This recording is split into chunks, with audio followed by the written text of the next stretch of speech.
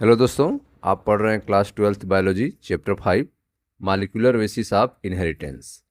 आज हम लोग इस चैप्टर की लास्ट हेडिंग डीएनए फिंगरप्रिंटिंग के बारे में पढ़ेंगे। तो आइए स्टार्ट करते हैं। DNA fingerprinting as stated in the preceding section 99.9% of base sequence among humans is the same. पिछले सेक्शंस में आपने देखा कि ह्यूमन में मिलने वाले 99.9% बेस सीक्वेंस जो हैं लगभग समान होते हैं। मनुष्य में मिलने वाले 99.9% बेस के जो सीक्वेंस होते हैं वे लगभग समान होते हैं। डिफरेंस कितने का होता है? 100 माइनस 99.9, डिफरेंस 0.1% का। डिफरेंस कितने का? 0.1% का। Assuming human genome as 3 × 10⁹ base pair. ठीक है, तो यह मानते हुए कि ह्यूमन जीनोम में जो बेस पेयर है वह 3 × 10⁹ बेस पेयर मान लेते हैं। In how many base sequences would there be difference? यहाँ पे क्वेश्चन है कि कितने बेस सीक्वेंस में अंतर है, यह मानते हुए कि ह्यूमन जीनोम जो कि 3 × 10⁹ बेस पेयर है। ठीक है, तो कितने बेस पेयर जो हैं डिफरेंस हैं। परसेंट में आप देखें तो परसेंट में जो डिफरेंस आया है वो आपका 0.1%। अब नंबर में आपसे पूछ रहा है यदि 3 × 10⁹ बेस पेयर मान लें तो इसका 0.1% कितना होगा। ठीक है, यह क्वेश्चन पूछा जा रहा है। देखें ध्यान से, तो पहले 100%, उसमें से 99.9% माइनस किए तो आपका 0.1% आ गया। तो about 0.1% of it differ between individual, there would be approximately 3 × 10⁶ base pair with differences। 0.1% difference है तो नंबर में कितने होंगे? तो नंबर में होंगे 3 × 10⁹ बेस पेयर का 0.1% आएगा 3 × 10⁶ base pair, 3 million. 3 × 10⁶ base pair, 3 × 10⁹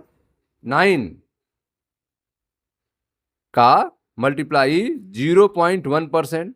तो इसको आप सॉल्व करोगे, 3 × 10⁹ इंटू 0.1% को चेंज करोगे तो 0.1/100 होगा। ठीक है, ये 100 को 10⁻² लिख सकते हैं, तो ये ऊपर जाएगा तो 10⁻² हो जाएगा। ठीक, और ये 0.1 को 10⁻⁻1 लिख सकते हैं, ये -2 -1 मिलके -3 होगा, और यह -3 इसमें से माइनस हो जाएगा, ये हो जाएगा 3 × 10⁶। ठीक है, तो ह्यूमन जीनोम जो कि 3 × 10⁹ बेस पेयर था उसका 0.1% कितना आएगा? 3 × 10⁶। तो 3 × 10⁶ बेस पेयर जो थे वे डिफरेंस हैं। क्या है? उनमें इतना अंतर है। यह आंसर हो गया इसका 3 × 10⁶ base pair. It is these differences in sequence of DNA which make every individual unique in their phenotypic appearance। ठीक है, इस 3 × 10⁶ बेस पेयर की वजह से हर इंडिविजुअल जो है अनोखे रूप से फिनोटाइप अपीयरेंस में डिफरेंस होता है। ठीक है, तो डीएनए के सीक्वेंस में मिलने वाले अंतर, ठीक है, इंडिविजुअल्स में, प्रत्येक व्यक्ति में, व्यक्ति विशेष में फिनोटिपिक अपीयरेंस के रूप को निर्धारित करता है। इसी की वजह से दो लोगों में डिफरेंस पैदा होता है 3 × 10⁶ बेस पेयर की वजह से। It is these differences in sequence of DNA, यह जो अंतर आया है डीएनए की सीक्वेंस में 3 इंटू 10⁶ बेस पेयर का, which make every individual unique, जिसकी वजह से हर व्यक्ति जो है यूनिक बनता है इन देयर फिनोटिपिक अपीयरेंस। ठीक है, अपने फिनोटिपिक अपीयरेंस में, अपने दृश्य रूप में, दिखने के रूप में वे यूनिक बनता है। If one aims to find out genetic differences between two individual or among individual of a population, ठीक है, यदि किसी का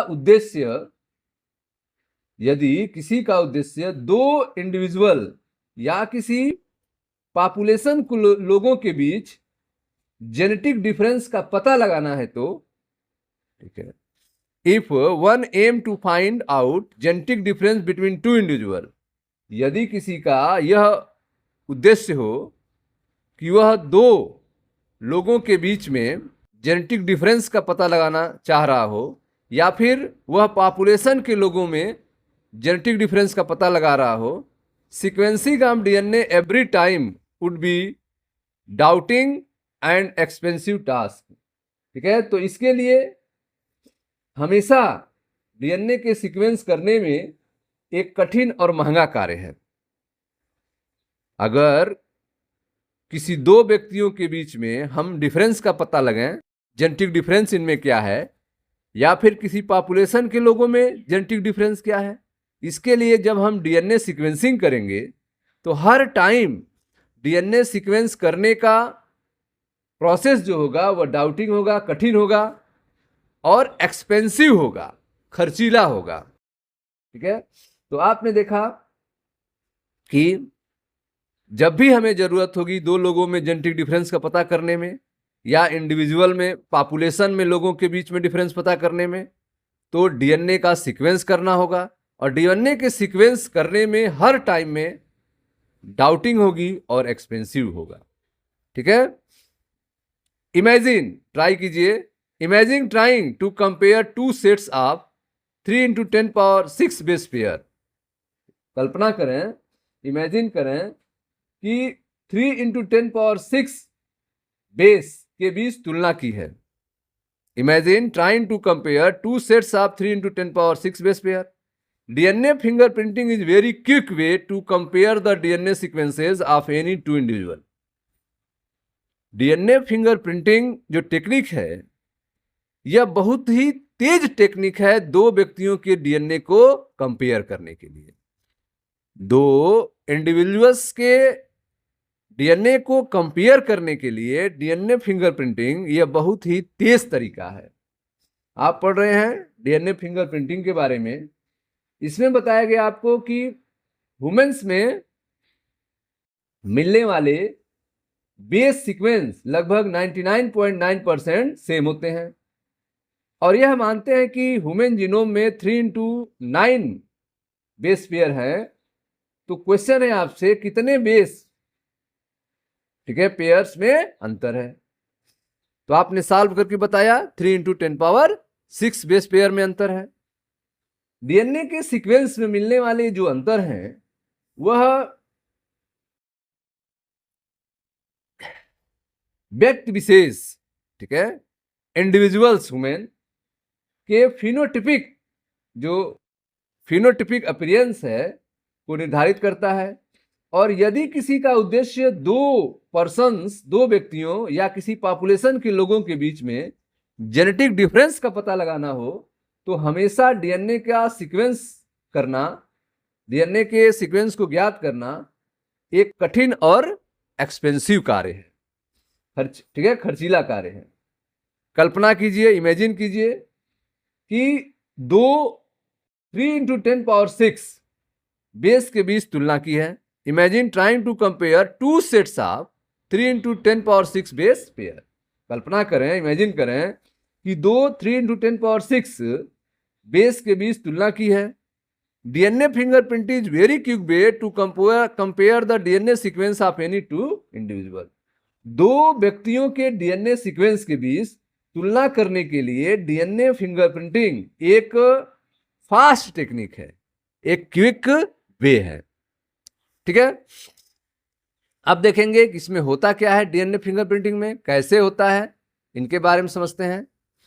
देखिए ध्यान से, DNA fingerprinting involve identifying difference in some specific region in DNA sequence called as repetitive DNA. तो DNA fingerprinting में डीएनए में कुछ ऐसे सीक्वेंस पाए जाते हैं जो बार बार रिपीट होते हैं। उन्हीं रिपीटिंग सीक्वेंसों का पता लगाना है। DNA fingerprinting involve identifying differences in some specific regions in DNA sequence called as repetitive DNA. DNA fingerprinting में डीएनए सीक्वेंस में स्थित कुछ स्पेसिफिक रीजन्स के बीच, ठीक है, डिफरेंस का पता लगाते हैं। और इन स्पेसिफिक रीजन्स जो हैं, जो बार बार रिपीट होते हैं, उन्हें हम रिपीटेटिव डीएनए कहते हैं। Because in these sequences a small stretch of DNA is repeated many times.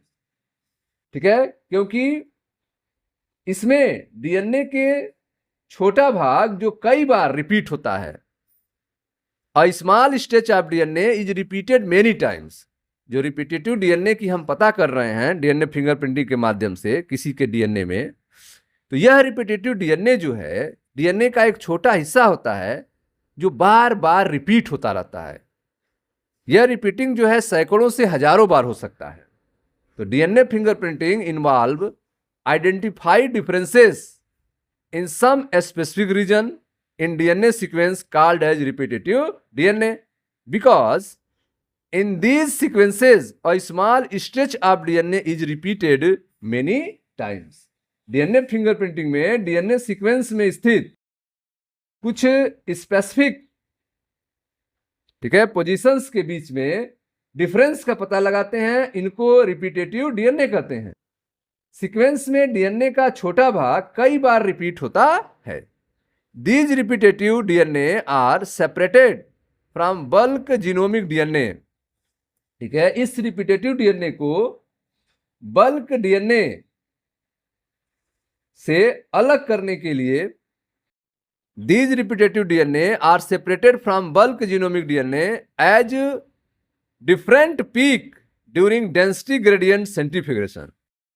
तो जब डेंसिटी ग्रेडियंट सेंट्रीफ्यूगेशन करेंगे, डेंसिटी के बेस पे सेंट्रीफ्यूगेशन किया जाएगा, तो यह जो डीएनए है डिफरेंट पीक के रूप में जीनोमिक डीएनए बल्क से अलग होगा। जब हम डीएनए का डेंसिटी ग्रेडियंट सेंट्रीफ्यूगेशन करेंगे तो रिपीटेटिव डीएनए का जो पार्ट है वह बल्क जीनोमिक डीएनए पार्ट से अलग पीक बनाएगा। These repetitive DNA are separated from bulk genomic DNA as different peaks. Repetitive DNA को बल्क जीनोमिक डीएनए से डिफरेंट पीक के रूप में अलग करेंगे। और यह अलग कब होगा? During density gradient centrifugation. Density gradient centrifugation के दौरान यह बल्क जीनोमिक डीएनए से रिपीटेटिव डीएनए जो है डिफरेंट पीक के रूप में अलग होंगे। ठीक है, the bulk DNA form a major peak. जो बल्क डीएनए होगा वह मेजर पीक बनाएगा। बल्क डीएनए की जो पीक होगी डेंसिटी ग्रेडियंट सेंट्रीफ्यूगेशन के माध्यम से वह मेजर पीक होगी, जबकि रिपीटेटिव डीएनए की जो पीक होगी, ठीक है, वह छोटी होगी। And other small peak are referred to as repetitive DNA. और जो छोटे पीक्स आएंगे, जो स्मॉल पीक्स आएंगे, वे आपके सैटेलाइट डीएनए के होंगे, रिपीटेटिव डीएनए के होंगे। आप पढ़ रहे हैं डीएनए फिंगरप्रिंटिंग के बारे में। आपने देखा कि डीएनए फिंगरप्रिंटिंग में डीएनए के सीक्वेंस में स्थित कुछ स्पेसिफिक पॉइंट्स के बीच डिफरेंस का पता लगाते हैं। इनको रिपीटेटिव डीएनए कहते हैं। सीक्वेंस में डीएनए का छोटा भाग कई बार रिपीट होता है। इस रिपीटिंग डीएनए को जीनोमिक जो बल्क डीएनए है, बल्क डीएनए के, ठीक है, से अलग करने के लिए जो अलग अलग पीक्स बनाते हैं, घनत्व डेंसिटी ग्रेडियंट सेंट्रीफ्यूगेशन से अलग करते हैं। बल्क डीएनए एक मेजर पीक बनाता है, bulk DNA form major peak, जबकि जो other small peak are refer to as satellite DNA, जबकि साथ में जो छोटे पिक्स बनते हैं उन्हें हम सैटेलाइट डीएनए कहते हैं। तो सैटेलाइट डीएनए क्या होता है? छोटे पीक वाला होता है। अब बल्क डीएनए क्या होते हैं? मेजर पीक वाले होते हैं। और यह पीक हमें कब मिलेंगे? जब हम डीएनए को डेंसिटी ग्रेडियंट सेंट्रीफ्यूगेशन करेंगे। डेंसिटी के बेस पे सेंट्रीफ्यूगेशन किया जाएगा, जिससे हमें डीएनए के दो पीक मिलेंगे, एक मेजर पीक मिलेगा और एक स्मॉल पीक मिलेगा। जो मेजर पीक होगा, ठीक है, वो बल्क डीएनए का फॉर्म होगा, और जो स्मॉल पीक होगा जिसे हम सैटेलाइट डीएनए कहेंगे।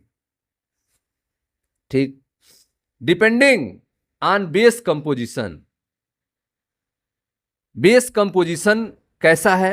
एडेनिन थाइमिन रिच या फिर ग्वानिन साइटोसिन रिच है।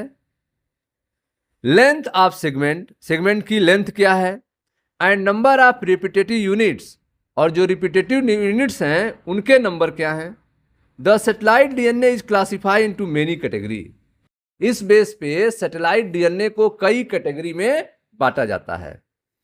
ठीक है, तो आप देख रहे हैं कि सैटेलाइट डीएनए को भी कई कैटेगरी में बांटा जा रहा है, और उसके बेस क्या है, तरीका जो है बांटने का अलग अलग है।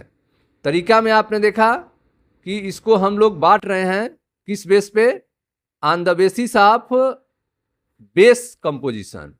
बेस कंपोजिशन के बेस पे बांटेंगे, उसमें बेस का कंपोजिशन क्या है, और कंपोजिशन में हम लोग एडेनिन थाइमिन रिच है कि ग्वानिन साइटोसिन रिच है।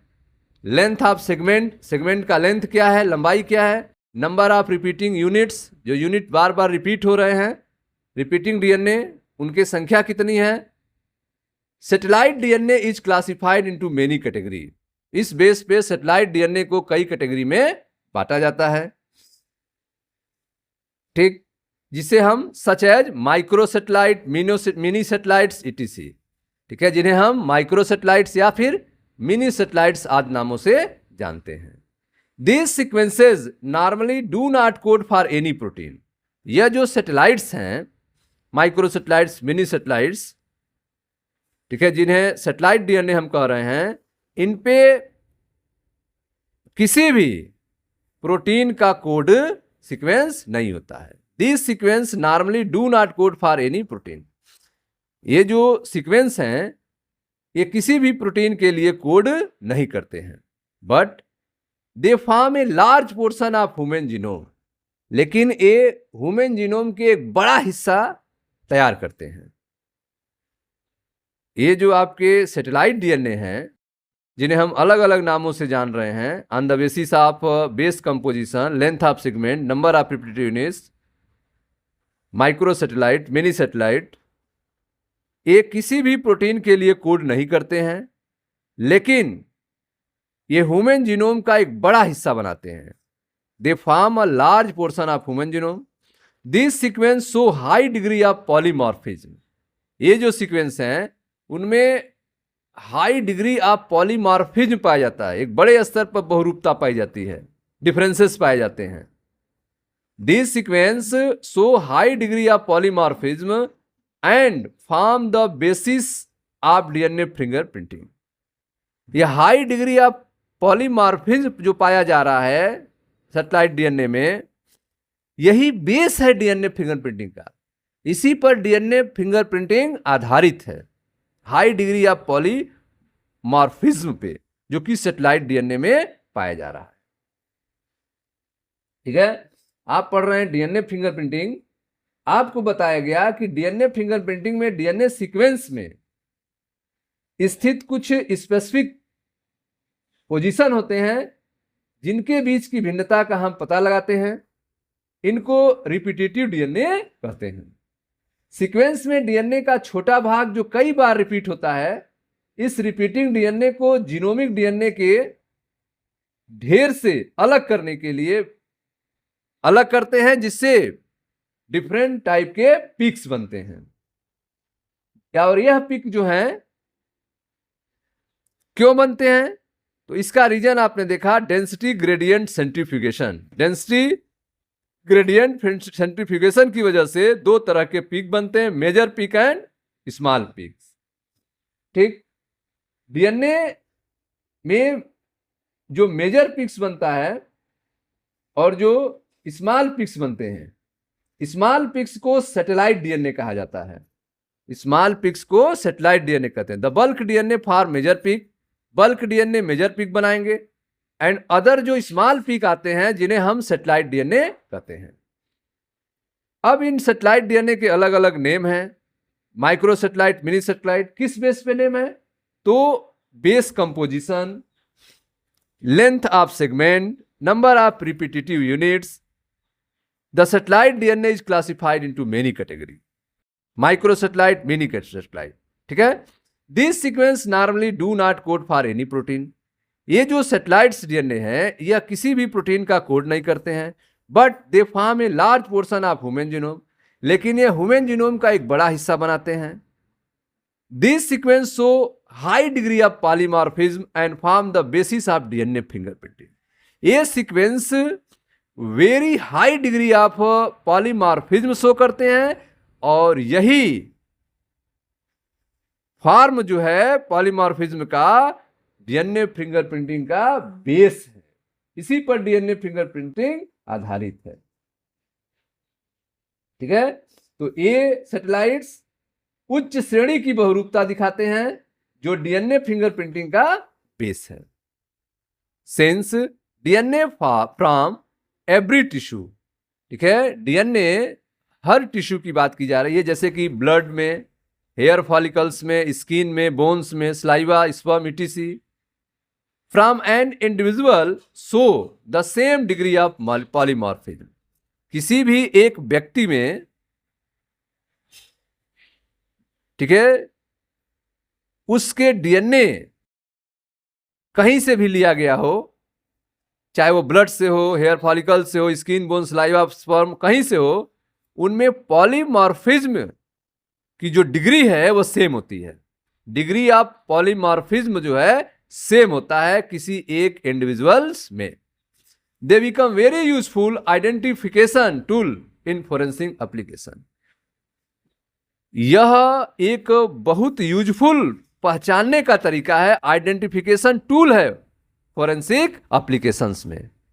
फोरेंसिक एप्लीकेशंस में एक यूजफुल आइडेंटिफिकेशन टूल्स है किसी भी इंडिविजुअल्स में मिलने वाले सेम डिग्री ऑफ पॉलीमॉर्फिज्म।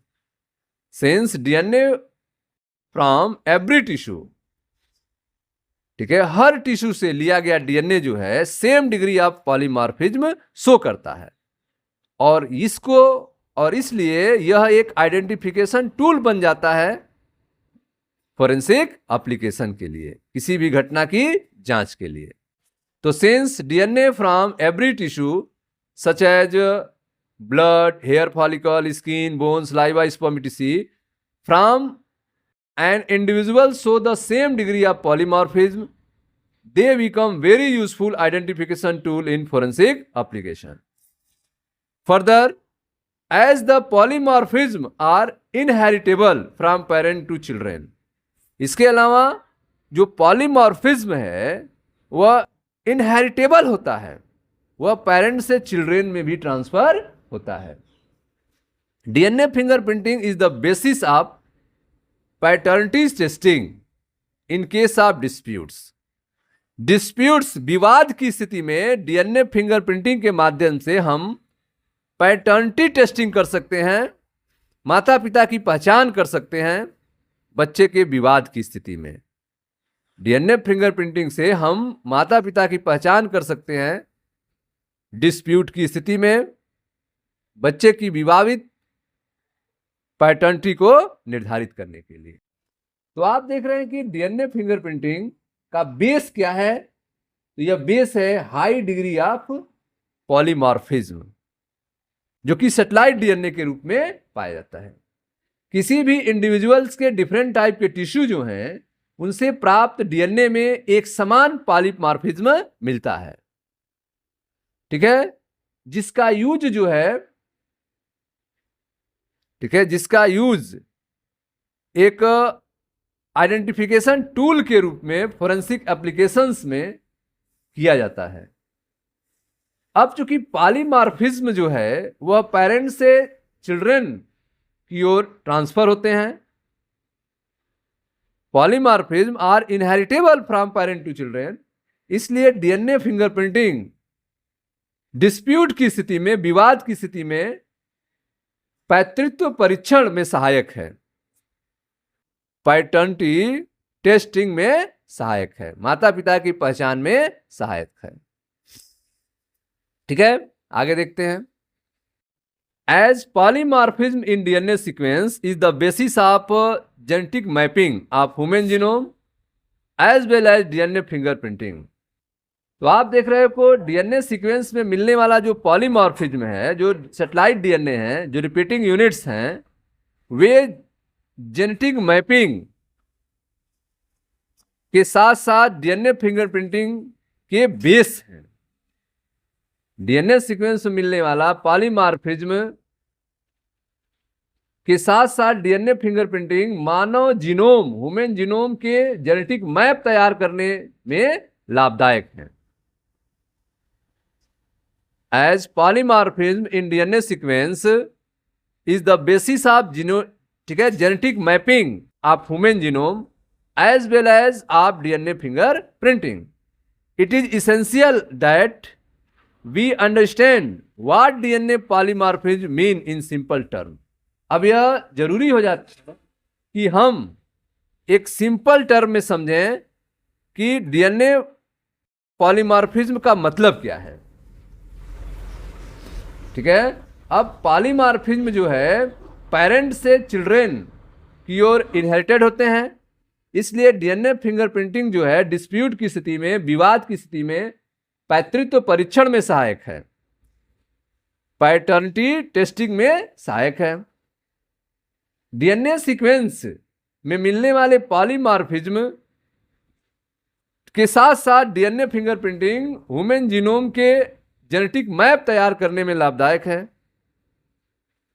ठीक है, it is essential we understand that what DNA polymorphism mean in simple word. साधारण तौर से हमें यह समझ लेना चाहिए कि डीएनए बहुरूपता क्या है, डीएनए पॉलीमॉर्फिज्म का मतलब क्या है। आइए स्टार्ट करते हैं। पॉलीमॉर्फिज्म मतलब variation at genetic level. Polymorphism variation at genetic level. Polymorphism arises due to mutation. Polymorphism जो जेनेटिक लेवल पे वेरिएशंस आ रहे हैं, उनके रीजंस क्या हैं? तो ड्यू टू म्यूटेशन, यह म्यूटेशन की वजह से हो रहा है। Point mutation, frame shift mutation, यह म्यूटेशन के बारे में आपने चैप्टर 4 में पढ़ा है। तो पॉलीमॉर्फिज्म जो कि वेरिएशन ऑफ जेनेटिक लेवल है, यह होने का क्या कारण है? Due to mutation. Polymorphism arises due to mutation. Recall different kind of mutation and their effect that you have already studied in chapter 4 and in the preceding section in this chapter। ठीक है, तो आप chapter 4 में भी mutation के बारे में पढ़े हैं और इसी चैप्टर के पिछले कुछ सेक्शंस में आपने इसके बारे में पढ़ा है। तो पॉलीमॉर्फिज्म जो कि वेरिएशन एट जेनेटिक लेवल्स है, यह किसकी वजह से उत्पन्न होता है? Due to mutation. New mutations may arises in an individual either in somatic cell or in germ cells। ठीक है, तो आप देख रहे हैं कि जो नए म्यूटेशंस होते हैं किसी भी इंडिविजुअल्स में, या तो वह सोमैटिक सेल में होंगे या फिर जर्म सेल में होंगे। ठीक है, न्यू म्यूटेशन में arises in an individual either in somatic cell or in germ cell. Germ cell मतलब cell that generate gamete in sexually reproducing organism. जो सेक्सुअली रिप्रोड्यूसिंग ऑर्गेनिज्म हैं, वे जो गैमीट तैयार करते हैं, सेल्स ऑफ गैमीट्स, उसी को हम जर्म सेल कहते हैं। और सोमैटिक सेल, पूरे बॉडी में जो सेल्स हैं वे सब सोमैटिक सेल्स में। तो नए म्यूटेशन दो जगह हो सकते हैं, या तो सोमैटिक सेल्स में हो या तो जर्म सेल में। तो polymorphism variation at genetic level mutation के कारण उत्पन्न होता है।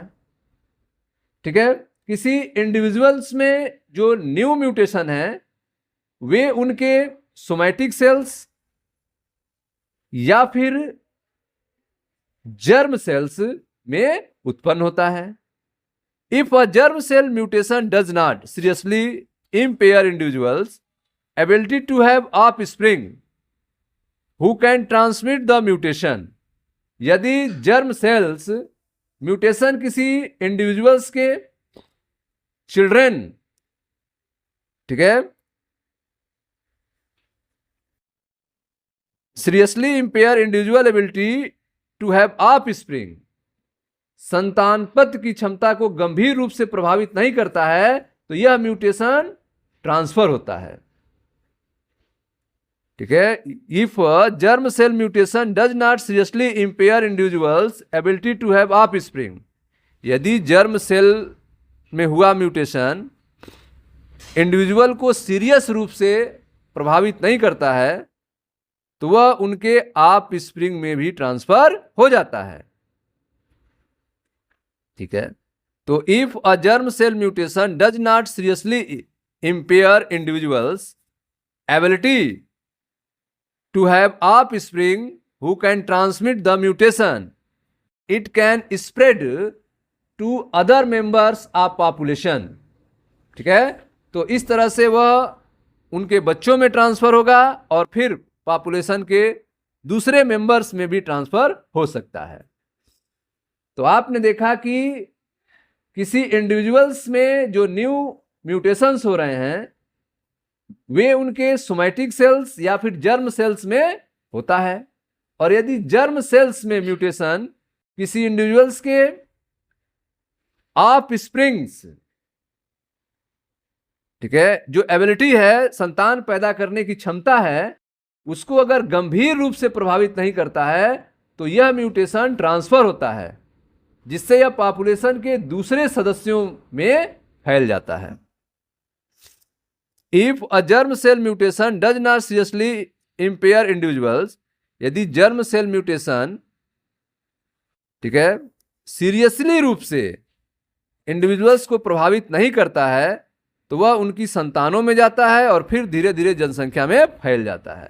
If a germ cell mutation does not seriously impair individual's ability to have offspring who can transmit the mutation, तो वह म्यूटेशन को क्या करेगा, ट्रांसमिट करेगा।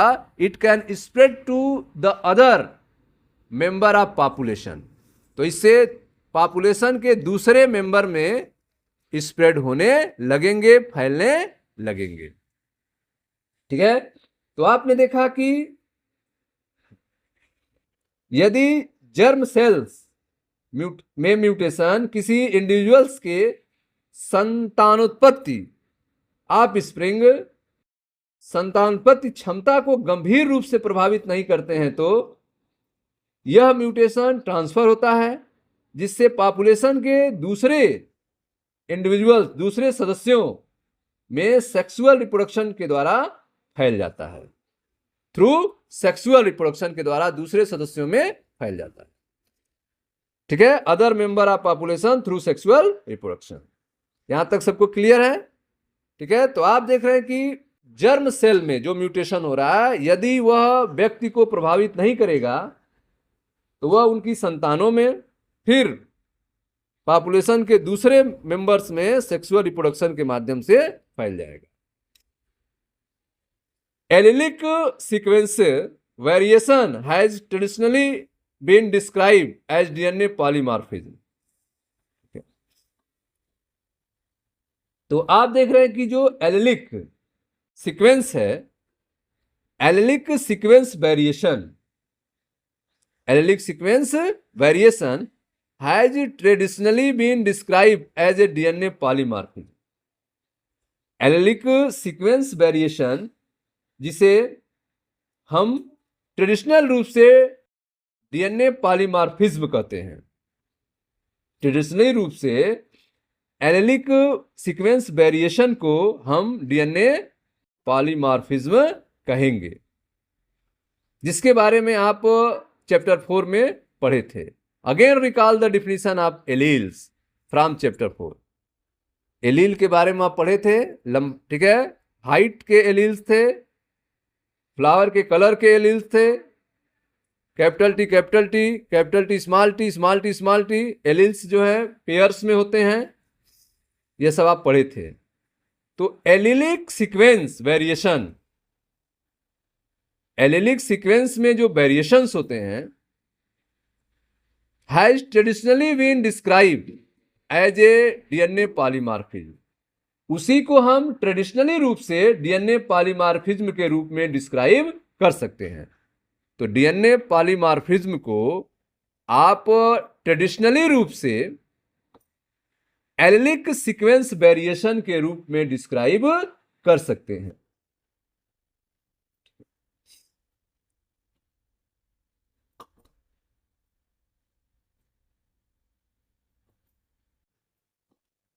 ठीक है, तो allelic sequence variation has traditionally been described as DNA polymorphism if more than one variant, if more than one variant at a locus occur in human population। ठीक है, तो आप देख रहे हैं कि यदि एक से अधिक एलील जो है ह्यूमन पॉपुलेशन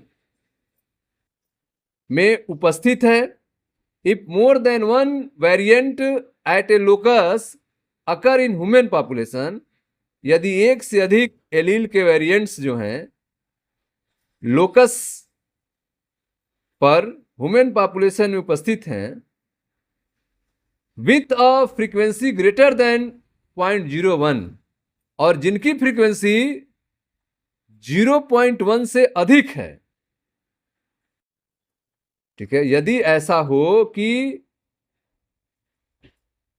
मोर than one variant allele locus पर ह्यूमन पॉपुलेशन के स्थित हो और उसकी फ्रीक्वेंसी जो है 0.01 से अधिक हो,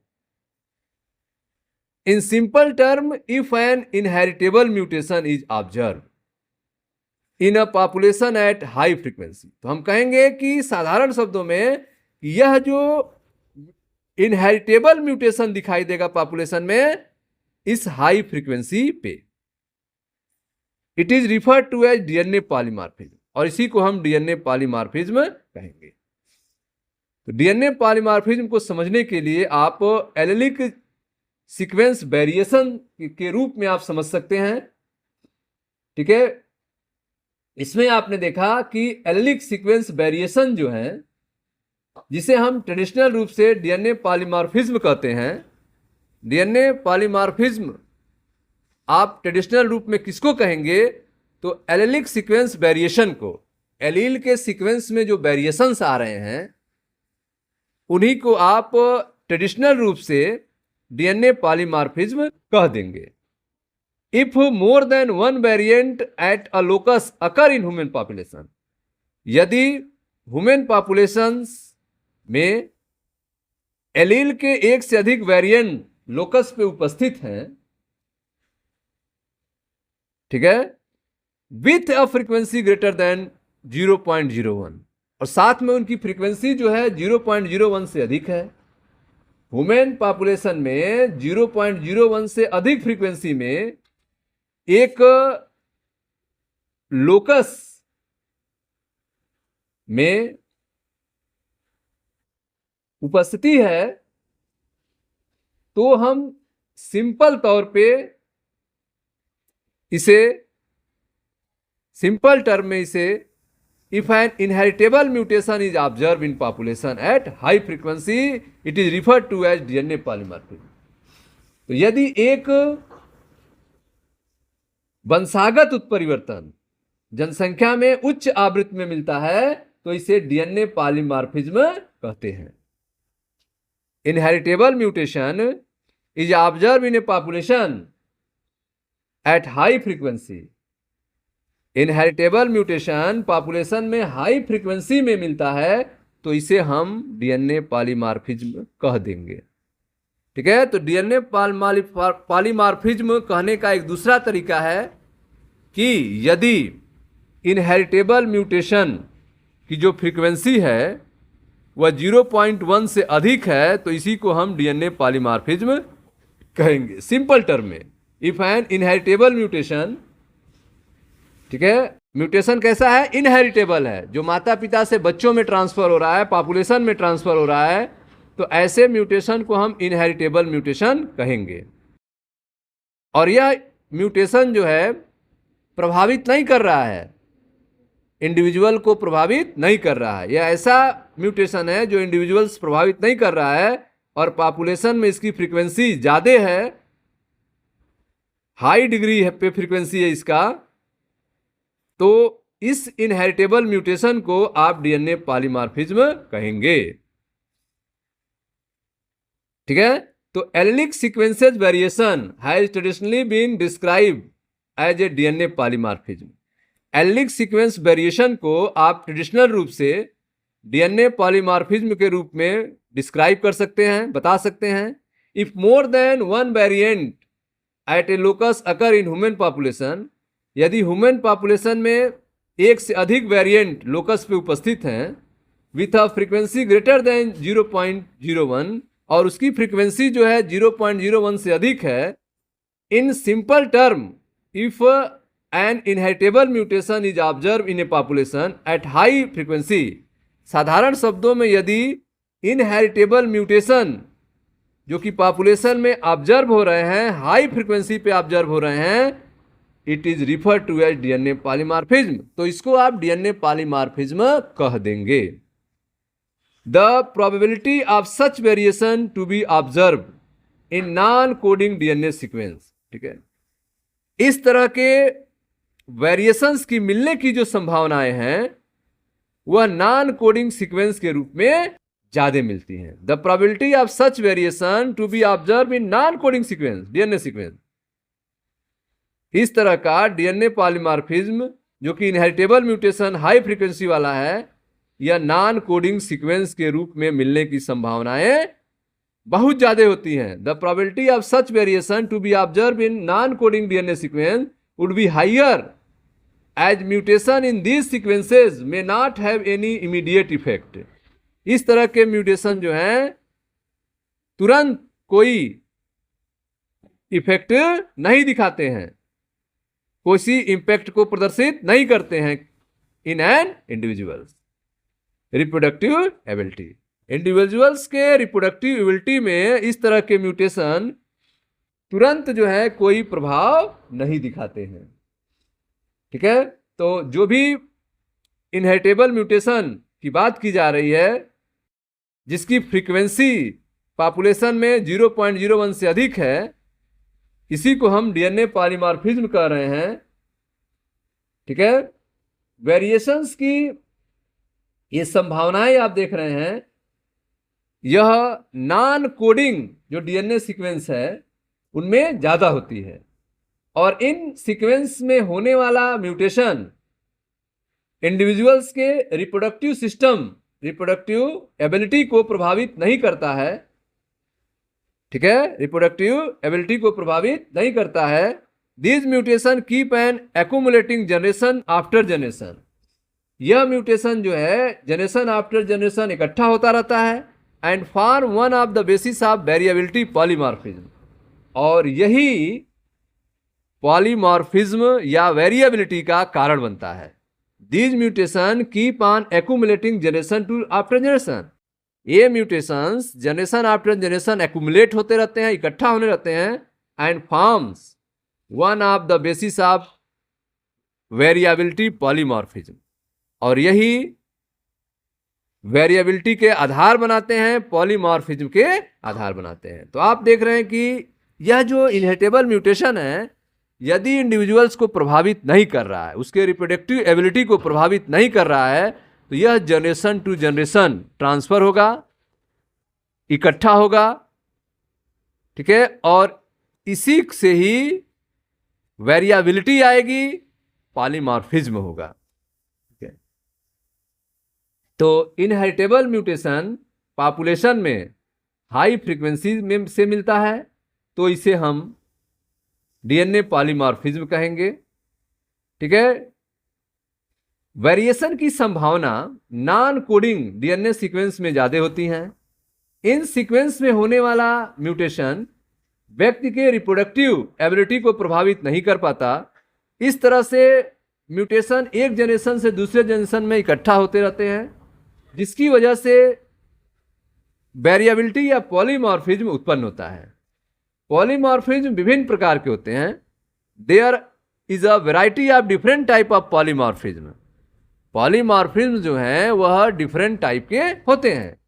there is a variety of different type of polymorphism ranging from single nucleotide changes to very large scale changes. ठीक है, तो आप देख रहे हैं कि पॉलीमॉर्फिज्म जो है विभिन्न प्रकार का है। इसमें एक न्यूक्लियोटाइड में या फिर विस्तृत रूप पर परिवर्तन होता है। There is a variety of different type of polymorphism. Polymorphism जो है कि अलग अलग वैरायटी है। Ranging from single nucleotide change, इसमें सिंगल न्यूक्लियोटाइड चेंज भी आता है, to very large scale change, और लार्ज स्केल चेंज भी होता है। ठीक है, there is a variety of different type of polymorphism ranging from single nucleotide change to very large scale changes for evolution and speciation.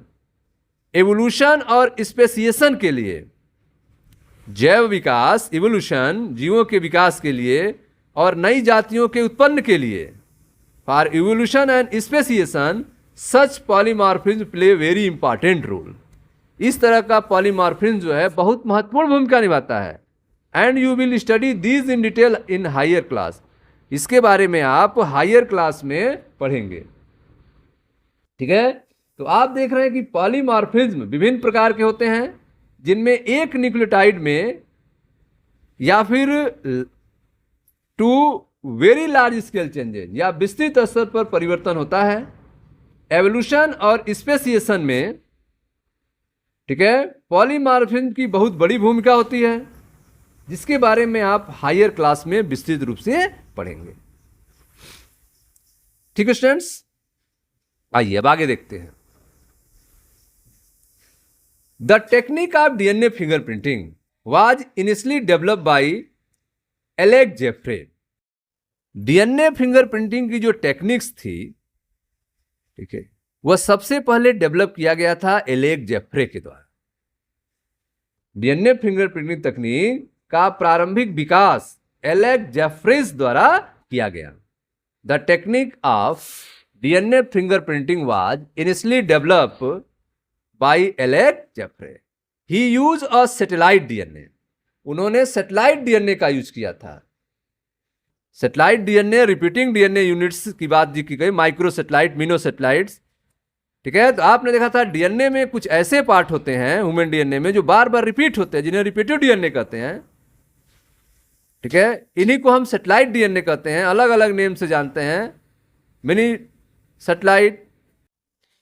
ठीक है, और इनका बेस अलग अलग है डिवाइड करने का, on the basis of length, base, reach, इस पर हम लोग सैटेलाइट को डिवाइड किए थे। He use satellite DNA as probe. Alec Jeffreys ने सैटेलाइट डीएनए को ही प्रोब के रूप में यूज किया। That show very high degree of polymorphism. ठीक है, जो कि हाई डिग्री ऑफ पॉलीमॉर्फिज्म को शो करते थे, हाई डिग्री पे बहुरूपता दिखाते थे। डीएनए फिंगरप्रिंटिंग टेक्निक का प्रारंभिक विकास एलेक जेफ्रिस द्वारा किया गया और इन्होंने सैटेलाइट डीएनए को प्रोब के रूप में उपयोग किया, जिसमें काफी पॉलीमॉर्फिज्म मिलता है। He use satellite DNA as probe, they show very high degree of polymorphism. High degree of polymorphism show करने की वजह से ही सैटेलाइट डीएनए का यूज प्रोब के रूप में किया गया। It was called as variable number of tandem repeats. ठीक है, इसे variable number of tandem repeats के रूप में जानते हैं। ये जो प्रोब है, जो सैटेलाइट डीएनए है, जिसमें हाई डिग्री ऑफ पॉलीमॉर्फिज्म है, इसे VNTR के रूप में जानते हैं। It was called as variable number of tandem repeats. ठीक है, इसे variable number of tandem repeats कहते हैं। The technique as used earlier, ठीक है, जैसे टेक्निक्स के बारे में जैसा पहले बताया गया, involve Southern blot hybridisation using radio level VNTR as a probe. तकनीक जैसा पहले उपयोग किया जा चुका है, जो कि साउदर्न ब्लॉट हाइब्रिडाइजेशन है। साउदर्न ब्लॉट हाइब्रिडाइजेशन जो टेक्निक है, जिसका पहले यूज किया है using radio labelled VNTR as a probe, जिसमें रेडियो लेवल्ड VNTR प्रोब के रूप में यूज होगा। तो आप देख रहे हैं कि जो साउदर्न ब्लॉट हाइब्रिडाइजेशन टेक्निक है, जिसका पहले यूज किया गया है, उसी में VNTR को रेडियो लेवल्ड रूप में प्रोब की तरह यूज किया जाएगा। तकनीक जैसा पहले उपयोग किया जा चुका है, वह तकनीक कौन है? वह है साउदर्न ब्लॉट हाइब्रिडाइजेशन, जिसमें रेडियो लेवल्ड VNTR एक प्रोब के रूप में प्रयोग किया जाता है। रेडियो लेवल VNTR एक प्रोब की तरह यूज किया जाएगा। किसमें? साउदर्न ब्लॉट हाइब्रिडाइजेशन में। साउदर्न ब्लॉट हाइब्रिडाइजेशन जो है, वह टेक्निक पहले यूज किया गया है, उसी में VNTR को प्रोब के रूप में रेडियो लेवल VNTR के रूप में यूज किया जाएगा। क्या क्या किया जाएगा? मेथड्स क्या होंगे? इट इंक्लूडेड, सबसे पहले हम आइसोलेशन ऑफ डीएनए को अलग करेंगे। सबसे पहले क्या करेंगे? आइसोलेशन ऑफ डीएनए को आइसोलेट किया जाएगा। उसके बाद digestion of DNA by restriction endonucleases, restriction endonucleases के द्वारा डीएनए को डाइजेस्ट किया जाएगा, डीएनए को छोटे छोटे टुकड़ों में तोड़ा जाएगा। Number 3, separation of DNA fragment by electrophoresis, उसके बाद इन छोटे छोटे टुकड़ों का सेपरेशन किया जाएगा on the basis of length, बड़े बड़े छोटे छोटे इस तरह से उनको सेपरेट किया जाएगा, जो कि कंप्यूटर से होगा। Separation of DNA fragment by electrophoresis, DNA fragments को इलेक्ट्रोफोरेसिस के द्वारा सेपरेट किया जाएगा, अलग किया जाएगा। इस सेपरेट डीएनए को ट्रांसफर किया जाएगा, ट्रांसफरिंग ब्लॉटिंग, ठीक है, इसको ब्लॉटिंग कराया जाएगा। साउदर्न ब्लॉट हाइब्रिडाइजेशन अभी आपने पढ़ा है, Southern blot hybridisation, transferring of separate DNA fragment to synthetic membrane. ये जो डीएनए फ्रेगमेंट्स हैं, जिनको इलेक्ट्रोफोरेसिस द्वारा अलग किया गया है, जो कि एंडोन्यूक्लिएज रिस्ट्रिक्शन एंजाइम्स के द्वारा तोड़े गए हैं डीएनए आइसोलेशन के बाद, उनको सिंथेटिक मेम्ब्रेन पे ब्लॉटिंग कराया जा रहा है, ट्रांसफर कराया जा रहा है एक सीक्वेंस में। और यह मेम्ब्रेन बना होता है नाइट्रोसेलुलोज या फिर नाइलॉन का। Transferring of separated DNA fragment to synthetic membrane, separated DNA fragments को सिंथेटिक मेम्ब्रेन पे ट्रांसफर किया जाता है, और यह मेम्ब्रेन बना होता है नाइट्रोसेलुलोज या फिर नाइलॉन का। ठीक है, तो डीएनए फ्रेगमेंट्स का सिंथेटिक मेम्ब्रेन पे ट्रांसफर करना ब्लॉटिंग कहते हैं, blotting. Hybridisation using labelled VNTR probe, ठीक है।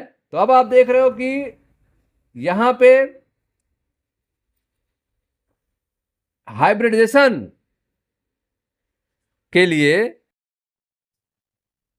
लेबल्ड VNTR प्रोब का यूज किया जा रहा है, ठीक है। हाइब्रिडेशन कराया जा रहा है, लेकिन उसके लिए हम लेबल्ड VNTR प्रोब का यूज कर रहे हैं। Radio labelled VNTR as a probe. Radio labelled क्यों ले रहे हैं? क्योंकि दिखाई दे, जब ब्लॉटिंग हो तो दिखाई दे, पता चल सके। इसलिए हाइब्रिडाइजेशन के लिए हम किसका यूज कर रहे हैं? तो लेबल्ड VNTR प्रोब का यूज कर रहे हैं। Next, detection of hybridised DNA fragment. Hybridised DNA fragment को पहचानेंगे कैसे? उसकी डिटेक्शन करने के लिए detection of hybridised DNA fragment by autoradiography. Autoradiography से हाइब्रिडाइज्ड डीएनए फ्रेगमेंट को डिटेक्ट किया जा रहा है, पहचाना जा रहा है। ठीक है। A systematic representation of DNA fingerprinting is show in figure 5.16। एक सिस्टमैटिक रिप्रेजेंटेशन डीएनए फिंगरप्रिंटिंग का फिगर 5.16 में दिखाया गया है। तो आप देख रहे हैं कि डीएनए फिंगरप्रिंटिंग टेक्निक जो है उसका इनिशियल डेवलपमेंट एलेक्स जेफरिस द्वारा किया गया, और इन्होंने सैटेलाइट डीएनए को प्रोब के रूप में यूज किया था, जिसमें काफी पॉलीमॉर्फिज्म मिलता है। ठीक है, इसे VNTR के रूप में जानते हैं, variable number of tandem repeat के रूप में जानते हैं। और टेक्निक जिसका पहले यूज किया जा चुका है वह कौन सा है? Southern blot hybridisation. Southern blot hybridisation जिस टेक्निक का पहले यूज किया जा चुका है, जिसमें रेडियो लेबल VNTR प्रोब के रूप में यूज किया जाता है। जिसमें किसमें? सदर्न ब्लॉट हाइब्रिडाइजेशन में रेडियो लेवल VNTR एक प्रोब के रूप में प्रयोग किया जाता है। इट इंक्लूड्स, इसमें और क्या क्या होते हैं? सबसे पहले डीएनए का आइसोलेशन होगा, आइसोलेशन ऑफ डीएनए। फिर digestion of DNA by restriction endonuclease. Restriction endonuclease द्वारा डीएनए को डाइजेस्ट किया जाएगा, तोड़ा जाएगा टुकड़ों टुकड़ों में। फिर इलेक्ट्रोफोरेसिस द्वारा डीएनए फ्रेगमेंट्स का अलग किया जाएगा, separation of DNA fragments by electrophoresis. ठीक है, इलेक्ट्रोफोरेसिस द्वारा डीएनए फ्रेगमेंट्स को सेपरेट किया जाएगा, अलग अलग किया जाएगा। ठीक है, फिर इस अलग हुए डीएनए को transferring of separated DNA fragment to synthetic membrane. अलग हुए डीएनए टुकड़ों को एक सिंथेटिक मेम्ब्रेन जो कि नाइट्रोसेलुलोज या नायलॉन का बना है उस पर ट्रांसफर किया जाता है, जिसे ब्लॉटिंग कहते हैं। ठीक है, next, hybridisation using labelled VNTR probe. Labelled VNTR probe का यूज करते हैं हाइब्रिडाइजेशन के लिए। हाइब्रिडाइजेशन के लिए लेबल्ड VNTR प्रोब का उपयोग किया जाता है। उसके बाद इस हाइब्रिडाइज्ड डीएनए फ्रेगमेंट को पहचानने के लिए ऑटो रेडियोग्राफी का यूज किया जाता है। ऑटो रेडियोग्राफी द्वारा हाइब्रिडाइज्ड डीएनए फ्रेगमेंट का पता लगाया जाता है। ठीक है, एक फिगर के माध्यम से डीएनए फिंगरप्रिंटिंग को यहां पे दिखाया गया है, आप देखें ध्यान से। यहां पे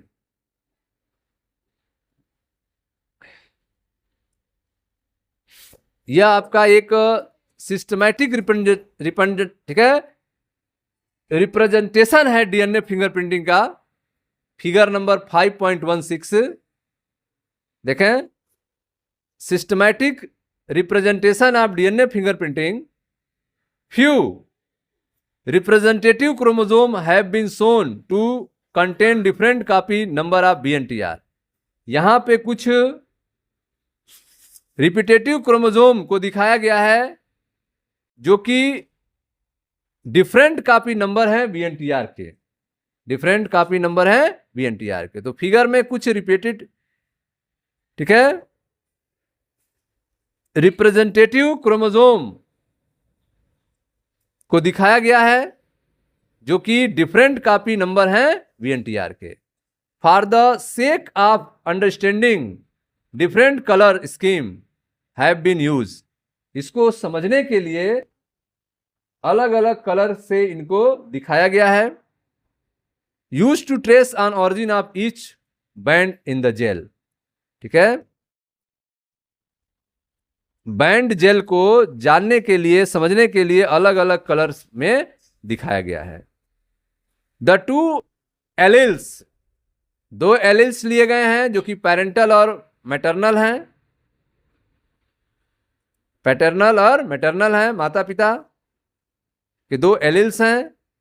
of a chromosome also contain different copy number of BNTR। इसके अलावा अलग से BNTR के कॉपी लिए गए हैं। It is clear that binding pattern of DNA from crime scene match. ठीक है, अब आपको एक क्राइम सीन से DNA पैटर्न मिला है और उसको मैच कराया जा रहा है इंडिविजुअल B एंड A से। तो आप देखेंगे कि इसका मैच जो होगा वो इंडिविजुअल B से होगा, न कि A से। फिगर को समझते हैं। तो फिगर में देखें, यहां पे पैटर्नल क्रोमोसोम दिखाए गए हैं, मैटरनल क्रोमोसोम दिखाए गए हैं। पैटर्नल क्रोमोसोम और maternal chromosome number 7 paternal chromosome को दिखाया गया है और मैटरनल क्रोमोसोम को दिखाया गया है क्रोमोसोम नंबर 7 को, क्रोमोसोम नंबर 2 को और क्रोमोसोम नंबर 16 को, जो कि मैटरनल और पैटर्नल क्रोमोसोम हैं। Chromosome number 7, 2 and 16। ठीक, यहां पे DNA मिला है क्राइम सीन से। यहां देखें, DNA from crime scene C। Number of short tandem repeat, यहां पे शॉर्ट टेंडम रिपीट 0 to 11 दिखाया गया है। Chromosome number 7, chromosome number 2, chromosome number 16 का number of short tandem repeats. और इसको जो है ब्लॉटिंग किया गया है एक मेम्ब्रेन पे, जो कि किसकी बनी होती है? नायलॉन या नाइट्रोसेल्यूलोज की।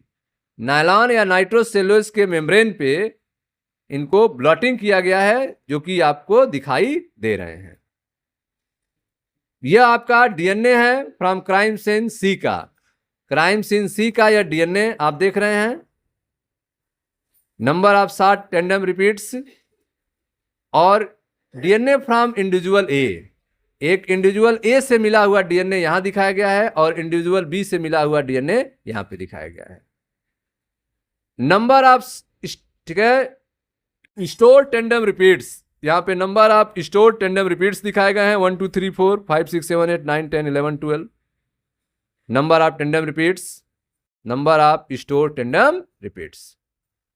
एम्पलीफाइड रिपीट्स, यह एम्पलीफाइड रिपीट्स हैं। Separated by size on gel give a DNA fingerprint. ठीक है, तो आप देख रहे हैं इन्हें सेपरेट किया गया है by size on gel give a DNA fingerprint, जो कि एक DNA फिंगरप्रिंट के रूप में बनते हैं। एम्पलीफाइड रिपीट्स को आकार के आधार पर जेल में अलग होते हैं, जो DNA फिंगरप्रिंट बनाते हैं। Amplified repeat separated by size on a gel, size के रूप में ये जेल पे अलग होते हैं एम्पलीफाइड रिपीट्स, जिससे DNA फिंगरप्रिंट प्राप्त होता है। तो आप देखें, यह इंडिविजुअल A का DNA फिंगरप्रिंट है, यह B का है और यह C का है। आपको मैच करना है। C मिला है क्राइम से, जो DNA फॉर क्राइम सीन वहां से C मिला है, और आपको मैच कराना है A और B से।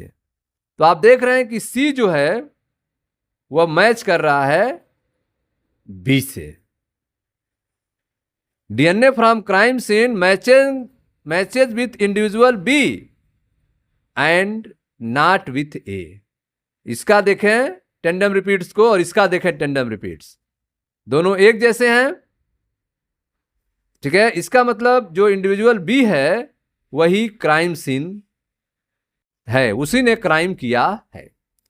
ठीक है, तो इस तरह से एम्पलीफाइड रिपीट्स को साइज के रूप में जेल पर सेपरेट करते हैं जिससे डीएनए फिंगरप्रिंट मिलता है और इससे क्राइम सीन के डीएनए फिंगरप्रिंट को मैच कराते हैं और क्राइम करने वाले की पहचान की जाती है। ठीक है, तो यह एक सिस्टमैटिक रिप्रेजेंटेशन है डीएनए फिंगरप्रिंटिंग का, जिसमें आप, ठीक है, वीएनटीआर के विभिन्न प्रतिरूप संख्या को देख रहे हैं। इसको समझने के लिए अलग अलग कलर का उपयोग जेल में स्थित प्रत्येक मेम्ब्रेन पर दिखाया गया है। ठीक है, एक क्रोमोसोम में 2 एलेल्स जो कि एक पैटर्नल और मैटरनल होते हैं, में वीएनटीआर के विभिन्न प्रतिरूप को संख्या के रूप में स्थित हैं। ठीक है, as chromosome also contain different copy number of VNTR, अलग अलग कॉपी नंबर में स्थित हैं। ठीक है, जो 1 से 12 तक दिखाया गया है। इसमें आप 1 2 3 4 5 6 7 देख रहे हैं ए में, यहाँ पे 1, ठीक है, 1 है, फिर यहाँ पे है, यह सब नंबर्स हैं 1 2 3 4 5 6 7, अलग अलग डिस्टेंस पे दिखाया गया है। और मैच अगर किया जाए तो सी का बी से मैच होता है। तो इस तरह से एम्पलीफाइड रिपीट्स को आप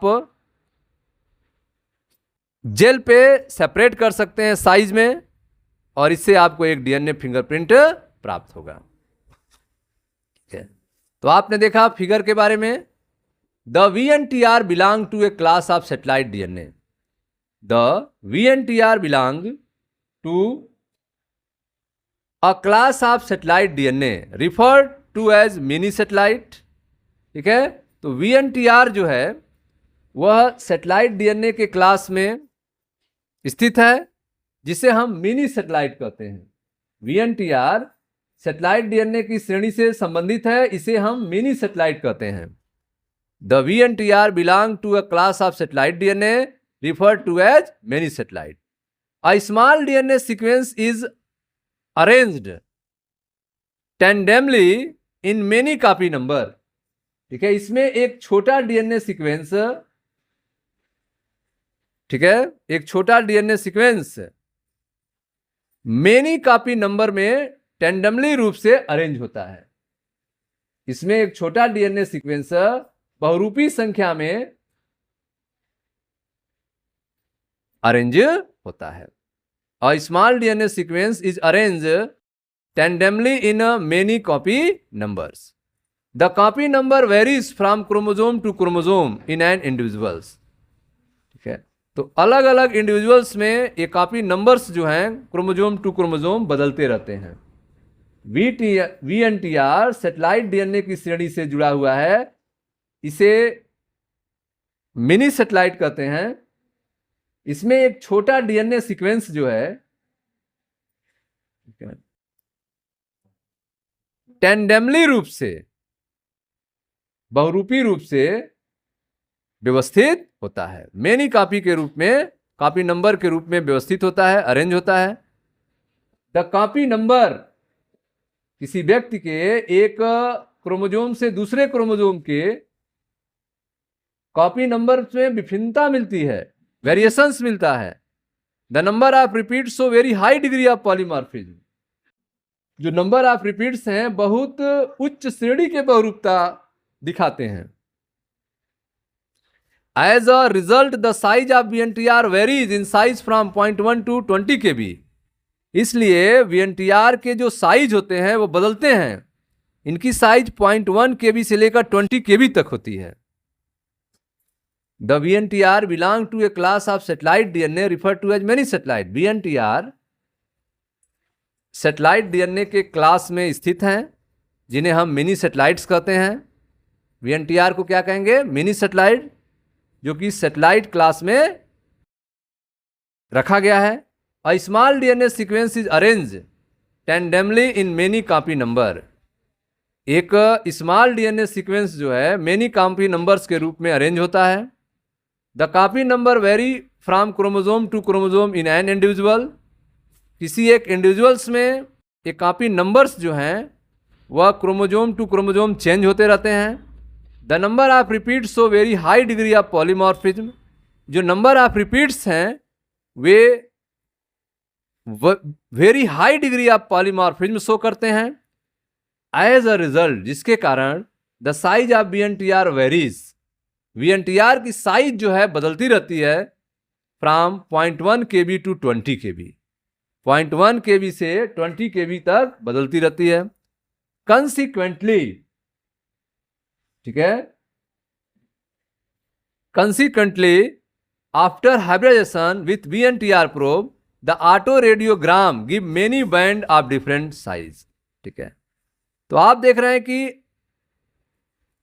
हाइब्रिडाइजेशन के बाद VNTR प्रोब का DNA के साथ हाइब्रिडाइजेशन के बाद ऑटो रेडियोग्राम जो प्राप्त होता है उस पे अलग अलग साइज के बैंड मिलते हैं। कंसिक्वेंटली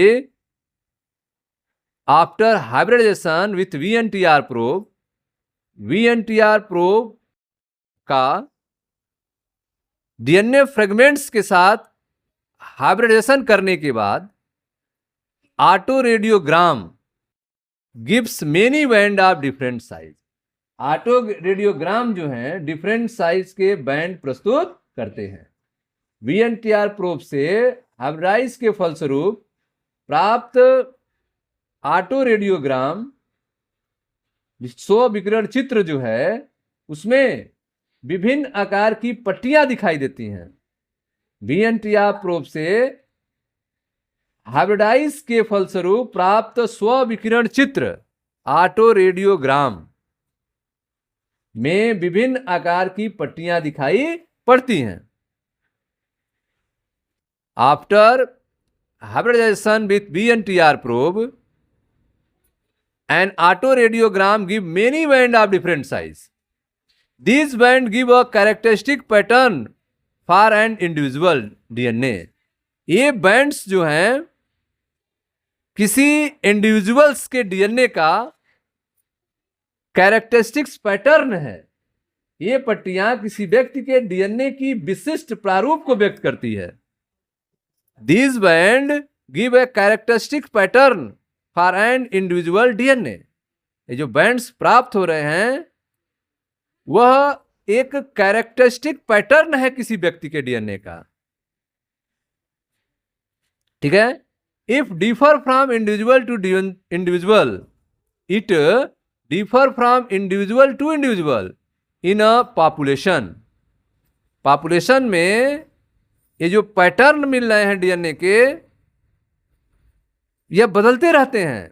व्यक्ति व्यक्ति में यह अलग अलग होता है, सिर्फ accept in case of monozygotic twins. Monozygotic twins जो हैं, जो आइडेंटिकल ट्विंस हैं, उन्हीं में ये बैंड्स जो हैं एक जैसे दिखते हैं। उनका DNA फिंगरप्रिंटिंग सेम होगा, एक जैसा होगा, लेकिन बाकी व्यक्तियों में इनमें डिफरेंस आएंगे। It differ from individual to individual in a population except in case of monozygotic identical twins. ठीक है, तो आप देख रहे हैं कि VNTR, ठीक है, जो कि सैटेलाइट DNA के सीरीज से संबंधित है, इसलिए इसे मिनी सैटेलाइट कहते हैं। इसमें एक छोटा DNA सीक्वेंस, ठीक है, टेंडेमली बहुरूपी संख्या में मेनी कॉपी नंबर के रूप में व्यवस्थित होता है। इसमें एक छोटा DNA अनुक्रम बहुरूपी संख्या में अनुबंधी व्यवस्थित होता है। ठीक है, the copy number varies from chromosome to chromosome in individual.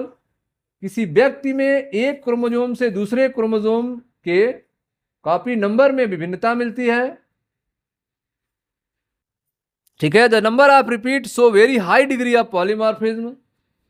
जो नंबर ऑफ रिपीट्स में बहुत उच्च श्रेणी की पॉलीमॉर्फिज्म मिलता है, जिसके कारण कंसिक्वेंटली, जिसके फलस्वरूप VNTR का साइज परिवर्तित होता है और इसका साइज जो है 0.1 से 20 kb किलो बेस के होते हैं। VNTR प्रोब से DNA फ्रेगमेंट का हाइब्रिडाइजेशन के कारण प्राप्त ऑटो रेडियोग्राम स्वविकिरण चित्र में अलग अलग आकार के स्ट्रिप दिखाई करते हैं, अलग अलग आकार के बैंड प्राप्त होते हैं। ये बैंड, ये जो डिफरेंट स्ट्रिप्स हैं, किसी इंडिविजुअल्स के डीएनए के विशिष्ट प्रारूप को व्यक्त करते हैं। The autoradiogram give many band different size, these band give a characteristic pattern for an individual DNA. ये बैंड्स जो हैं किसी व्यक्ति के इंडिविजुअल डीएनए का एक पैटर्न शो करता है। It differ from individual to individual in a population. यह इंडिविजुअल टू इंडिविजुअल अलग अलग होता है पॉपुलेशन में, सिर्फ in case of monozygotic identical twins. Monozygotic identical twins को छोड़ दिया जाए तो यह हर व्यक्ति का अलग अलग होता है। The sensitivity of the technique have been increase by use of polymerase chain reactions. ठीक है, इसकी सेंसिटिविटी को हम पॉलीमरेज चेन रिएक्शन के माध्यम से बढ़ा सकते हैं। पीसीआर के द्वारा हम बढ़ा सकते हैं सेंसिटिविटी को, जिसके बारे में आप चैप्टर 9 में पढ़ेंगे। पीसीआर होता क्या है, पॉलीमरेज चेन रिएक्शन होते क्या हैं, बायोटेक्नोलॉजी में हम लोग पढ़ेंगे। तो आप देख रहे हैं कि ये जो स्ट्रिप्स मिल रहे हैं, यह किसी व्यक्ति के डीएनए के विशिष्ट प्रारूप को व्यक्त करते हैं। ये स्ट्रिप केवल मोनोजाइगोटिक ट्यून्स को छोड़कर किसी भी जनसंख्या के एक व्यक्ति से दूसरे व्यक्ति में भिन्न भिन्न होता है। पॉलीमरेज चेन रिएक्शन का उपयोग करके, पीसीआर का यूज करके, ठीक है, टेक्निक की सेंसिटिविटी को बढ़ा सकते हैं। The sensitivity of technique has been increase by use polymerase chain reaction. Polymerase chain reactions का यूज करके आप इस टेक्निक्स के सेंसिटिविटी को बढ़ा सकते हैं। कंसिक्वेंटली, ठीक है, इसके फलस्वरूप DNA from a single cell is enough to perform DNA fingerprinting analysing. ठीक है, तो आप देख रहे हैं कि डीएनए, एक सिंगल सेल से मिला हुआ डीएनए भी डीएनए फिंगरप्रिंट को तैयार करने के लिए पर्याप्त होता है। ठीक है, एक सेल से प्राप्त डीएनए डीएनए फिंगरप्रिंटिंग विश्लेषण के लिए किया जा सकता है। DNA from single cell is enough, एक सिंगल सेल से मिला हुआ डीएनए पर्याप्त है to perform DNA fingerprinting analysis. DNA fingerprinting analysis करने के लिए एक सिंगल सेल से मिला डीएनए ही पर्याप्त है। क्यों? क्योंकि पीसीआर के माध्यम से करेंगे उसका। The sensitivity of the technique have been increase by use of polymerase chain reaction in addition to application in forensic science. ठीक है, तो इसका यूज जो है फोरेंसिक साइंस में किया जाएगा। In addition to application in forensic science it has much wider application. Forensic science में इसका यूज जो है बड़े स्तर पर किया जाता है। In addition to application in forensic science it has much wider applications such as in determining population and genetic diversities. तो न्यायालयी विज्ञान फोरेंसिक साइंस में उपयोग के अलावा इसकी बहुत अधिक उपयोग है पॉपुलेशन और जेनेटिक वेरिएशन के निर्धारण में। Determining population and genetic diversities, population और जेनेटिक डाइवर्सिटीज के पता लगाने में फोरेंसिक साइंस के अलावा इसका यूज है। Currently, many different probes are used to generate DNA fingerprinting. वर्तमान समय में कई प्रकार के प्रोब जो हैं डीएनए फिंगरप्रिंटिंग के लिए बनाए जा चुके हैं। Currently, many different probe are used to generate DNA fingerprinting. ठीक है, वर्तमान समय में कई प्रकार के प्रोब्स का उपयोग डीएनए फिंगरप्रिंट बनाने में किया जा रहा है। ठीक है, तो आप देख रहे हैं कि केवल फोरेंसिक साइंस में ही डीएनए फिंगरप्रिंटिंग का यूज नहीं है, इसके अलावा भी इसका बहुत उपयोग है, जैसे कि पॉपुलेशंस और जेनेटिक, ठीक है, जेनेटिक डाइवर्सिटीज के निर्धारण में। वर्तमान समय में डिफरेंट टाइप के प्रोब्स जो हैं डीएनए फिंगरप्रिंट को तैयार करने के लिए किए जा रहे हैं। ठीक है स्टूडेंट्स, तो ये थे आपके डीएनए फिंगरप्रिंट के बारे में, जिसे सबसे पहले डेवलप किया गया था एलेक जेफरे के द्वारा। Okay students, thank you.